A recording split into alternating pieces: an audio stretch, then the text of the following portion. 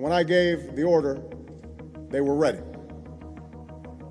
In recent days, the whole world has learned just how ready they were. The United States has the body of Osama bin Laden. Navy SEALs went to the compound in the middle of the night in Pakistan and ultimately killed Osama bin Laden. Thousands of Americans gathered in celebration of Osama bin Laden's death. President Obama broke the news to the nation late last night. The mission was supposed to be completed within 30 minutes, but the SEALs asked for extra time on the ground. When they discovered the electronic gear and computers on the second floor, we're talking a massive volume of files, including text, audio, and videos.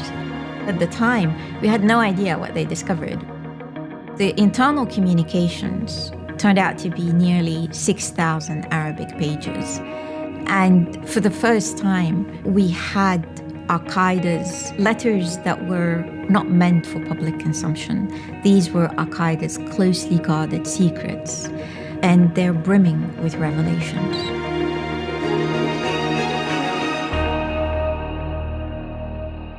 My name is Nelly Lahoud, and I'm the author of the Bin Laden Papers. The Bin Laden Papers is based on all of Al-Qaeda's internal communications that were recovered during the raid that killed Osama bin Laden in Abbottabad in May 2011. A team of 24 Navy SEALs flew under the cover of darkness into Abbottabad, Pakistan, to carry out one of the most important counterterrorism missions in history, to capture or kill Osama bin Laden. I'd been studying Al-Qaeda for a very long time. After all, Al-Qaeda dominated the news for nearly a decade. We better get out of the way! This group and its leader, a person named Oussama bin Laden, are linked to many other organizations. When the CIA declassified everything that's going to declassify on its own website, we're talking a massive volume of files, including text, audio, and videos. That's when my solo work on the book proceeded, and this is when I started putting together the information.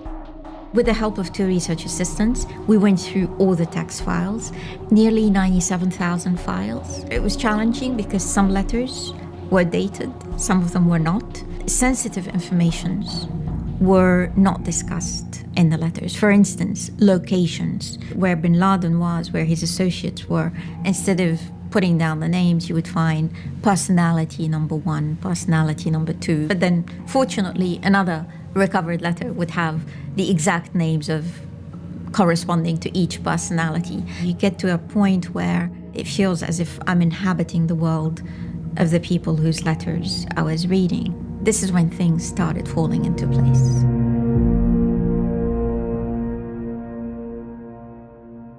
One of the biggest surprise is to discover that Al-Qaeda was shattered post 9/11. The public statements of Al-Qaeda's leaders continued to cheer various international terrorist attacks that occurred post 9/11. But it is also very clear from the letters that their operational capabilities were destroyed. Our afflictions and troubles following the fall of the Islamic Emirate were heartrending. The weakness, failure, and aimlessness that befell us were harrowing. So this kind of corresponds to the idea that they were shattered, and also to the fact that bin Laden had to disappear. We discovered that Al-Qaeda's international terrorism came to a halt, and Al-Qaeda wasn't able to carry out any international terrorist attacks post 9/11. The only attack that Al-Qaeda did carry out after 9/11 was the 2002 Mombasa attacks. At the Paradise Hotel today, investigators were still picking through the rubble, and fires were still burning more than 24 hours after the attack. Kenya's President Daniel Arap Moi inspected the damage and called it an outrage. Today, a detonator was found in the rubble, and police said they were questioning 12 people. Some of the letters paint a vivid portrait of family life in the compound. Not a cave in the mountains, but a fortified compound in a well-heeled suburb of the peaceful Pakistani town of Abbottabad. So at the time of the raid, there were 16 people who lived in the compound in bin Laden's household. 9 of these people were children. We find out about their daily schedule, and it was somewhat disorienting to discover the children would go to him in the evenings for stories, and he would give them prizes after reciting poetries. It was shocking to get to know a little bit more about the bin Laden that we knew. For years, this woman lived next door to the world's most wanted man. She never imagined Oussama bin Laden was among the mysterious occupants over the wall. For residents, this was simply the home of a very private family who kept themselves to themselves. Very interesting. We learned that the bin Ladens tried to be as self-sufficient as possible. That's because they didn't want to draw attention. We discover in this letter much more about life in the compound. We find here bin Laden describing that we bake our own bread and purchase grains in bulk. Our regular shopping needs consist of fruit and vegetables. It wasn't them who was doing the purchasing, it was the security guards next door who did that for them. They did not leave the compound except for emergencies. In general, the children do not need to see a doctor unless they suffer from a toothache or a broken bone. One of the unique documents, 220-page family document that was handwritten, it transcribed family conversations that occurred in the compound during the last 2 months of bin Laden's life. We find the extent to which bin Laden didn't just rely on his daughters, he actively solicited their support. Women do not play an active and public role in Al-Qaeda, so it was quite surprising to find out how critical bin Laden's daughters were for the work of Al-Qaeda. One letter describes that bin Laden's daughters, Maryam and Sumaya, that their writings are broadcast on TV, meaning that they were actually co-authoring the public statements that their father delivered. Khalid too was very supportive of his father, but we could also sense from the letters that he was struggling. We find him pouring out his feeling. I am terribly exhausted by our situation. I also feel that my capabilities have regressed by more than 50% due to the constant pressure of your security situation, which looms over our lives. This is just to show how depressed he was. That bin Laden wouldn't have known about this. Khalid was struggling with recording his father.